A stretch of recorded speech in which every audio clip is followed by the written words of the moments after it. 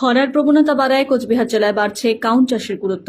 এই গরমে কোচবিহার জেলাতেও জলস্তর নামছে, জলবায়ুতে বিশ্ব উষ্ণায়ন প্রভাব ফেলছে। ফলে খরা সহিষ্ণু ফসল কাউনের গুরুত্বের কথা ফের প্রচারে আনছে কৃষি দপ্তর। উত্তরবঙ্গ কৃষি বিশ্ববিদ্যালয় শস্য বিভাগের প্রধান বিপ্লব মিত্র বলেন, খরার প্রবণতা বাড়ায় মিলেট চাষে গুরুত্ব রয়েছে। মিলেট খরা সহিষ্ণু ফল। সাধারণভাবে খেতে অনেকেই হয়তো পছন্দ নয় কাউন। পুষ্টিগুণ এবং রন্ধন শিল্পীদের দৌলতে মিলেট আজ যথেষ্ট উপাদেয়।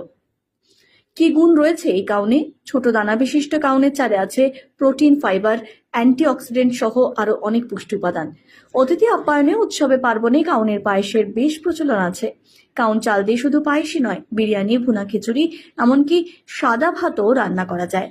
চাল বা গমের মতো এই দানায় শর্করা নেই, যার জন্য স্বাস্থ্য সচেতন মানুষ সহজেই কাউন চালকে বেছে নেন। জেলা কৃষি অধিকর্তা রজত চট্টোপাধ্যায় বলেন, কোচবিহার জেলায় এখনো হারিয়ে যায়নি কাউন চাষ।